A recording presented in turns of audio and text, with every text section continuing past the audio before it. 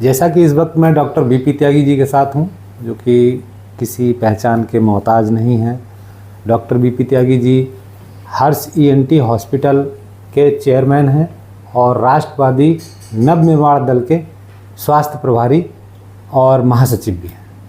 तो doctor BP Tyagi ji से मैं बात करूंगा सीरम के ऊपर, क्योंकि आज एक जो मामला आया था, शायद वो आपके ही पास आया है। एक प्रवीण नाम का मरीज़ था जिसके हाथ में पूरी बुरी तरीके से, मेरे पास उसकी फ़ोटोज़ है, मैं वो भी एक बार दिखाता हूँ मोबाइल से। तो हालात ऐसे पैदा हो गए हैं जिन्हें अगर ये कहा जाए कि ये ठीक नहीं है तो कोई गुरेज नहीं होगा। तो डॉक्टर बीपी त्यागी जी, मैं आपसे ये सीरम के ऊपर बात करूंगा। जैसे कि अभी मैंने बात की सीएमएस से, तो उन्होंने कहा कि सीरम लग रहे हैं, परंतु उनको लग रहे हैं जिनको वास्तव में आवश्यकता है मरीज को। और जिस मरीज के हाथ में बुरी तरीके से कुत्ते ने काट रखा है, सूजा हुआ है, वो आप तक पहुंचा है किसी तरह से, अभी सीरम उसको लगा नहीं लगा वो तो आपको पता होगा, आप बताएं। वो देखिए, रेबीज सीरम जो है जी, वो कहाँ लगता है, पहले तो ये जानकारी मैं आपके माध्यम से दर्शकों को देना चाहूँगा कि अगर एक दांत भी अंदर घुसा है और एक बूंद खून निकला है, इसका मतलब हमें उस जगह पे सीरम लगाना है। उस जगह पे वैक्सीन तो हमें 5 यहाँ लगानी है, जो कि 0, 3, 7, 14, 21 डेज पे लगेंगी, वो तो यहाँ लगेंगी। सीरम लोकल जगह पे लगाना है जहाँ काटा है। इस बच्चे के हाथ में भी ऐसे ही दांत घुसा हुआ था। ये जैसे कि और ये फोटोज इसको हैं हम जी, ये जो है ये फोटो है, आप देख सकते हैं, ये अंदर दांत घुसा हुआ है इसमें, और इसको हम बोलते हैं इंट्राडर्मल बाइट। इंट्राडर्मल बाइट जो हमारी गवर्नमेंट की गाइडलाइंस हैं, उसके अकॉर्डिंग लोकल सीरम देना बहुत ज़रूरी है। गवर्नमेंट की गाइडलाइंस सिर्फ हम लोगों के लिए नहीं बनी है, वो गवर्नमेंट अस्पतालों के लिए बनी है, वहाँ के इमरजेंसी मेडिकल ऑफिसर के लिए बनी है, सीएमओ सीएमएस के लिए भी बनी है। तो उनका अगर ये कहना है कि हम जिसमें समझते हैं उसमें सीरम लगाएंगे, ऐसा वो नहीं कर सकते। जो गवर्नमेंट की गाइडलाइंस हैं वो सैलरी लेते हैं गवर्नमेंट से, गवर्नमेंट की गाइडलाइंस को उनको फॉलो करना पड़ेगा। इसलिए इस केस में गवर्नमेंट की गाइडलाइंस को फॉलो नहीं किया गया। 10 दिन हो गए हैं। अगर बच्चे के हाथ में कोई दिक्कत आती है या बच्चे को रेबीज होता है तो इसकी पूरी होलसोल जिम्मेवारी सीएमएस और सीएमओ के ऊपर जाएगी। ये ईएमओ के ऊपर इसलिए नहीं जाएगी कि वो उनके अंडर में काम करते हैं। या तो ईएमओज को बताया जाए कि हमें ऐसा करना है, हमें किसी भी जो डॉग बाइट या मंकी बाइट जो भी आ रहा है उसको इतनी हमें वैक्सीन लगानी है और ऐसे सीरम लगाना है। अगर ये काम नहीं होगा तो राष्ट्रवादी नवनिर्माण दल इस बात को उस वक्त तक उठाएगा जब तक हमारी जनता को पूरा न्याय नहीं मिल जाएगा। और जो सीरम लगना है वो जिसको ज़रूरत है उसको लगाया जाए, क्योंकि इतना हम जानते हैं कि जो गवर्नमेंट की गाइडलाइंस हैं उनका कोई भी फोटोग्राफ एमएमजी अस्पताल ने या संयुक्त अस्पताल ने अपने उस जगह पे नहीं लगाया हुआ है जहां पर रेबीज के इंजेक्शन लगते हैं।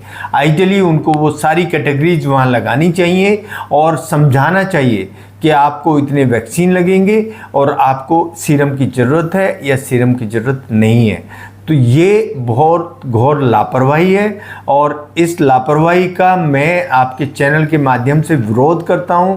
और उस बच्चे को मैंने बुलाया है अपने पास, हमारे पास सीरम है, ये महंगा ज़रूर आता है लेकिन हम फ्री में उसको सीरम लगाएंगे। और उसका जो फोटोग्राफ है वो पूरे मीडिया में वायरल किया जाएगा और एक एक चीज़ इनकी बताई जाएगी कि ये जो कहते हैं कि हमें जो करना है वो हम अपने हिसाब से करेंगे। हम इनको बताएंगे कि किसके हिसाब से करना है, गवर्नमेंट गाइडलाइंस के हिसाब से करना है या इनके मन के हिसाब से करना है। अच्छा सर, इससे पहले भी बहुत सारी ऐसे मामले एमएमजी अस्पताल के आए हैं जिनमें आपने मुद्दे उठाते रहे लगातार, तो उनमें कैसे कार्रवाई हुई? उनमें कार्रवाई हुई है, लेकिन देखिए बात ये है, आज मैंने मुद्दा उठाया, 1 हफ्ता कार्रवाई हो गई, फिर से वही रूटीन स्टार्ट हो जाता है। अभी 50 करोड़ वापस गए हैं हेल्थ के लिए जो आए थे लखनऊ से।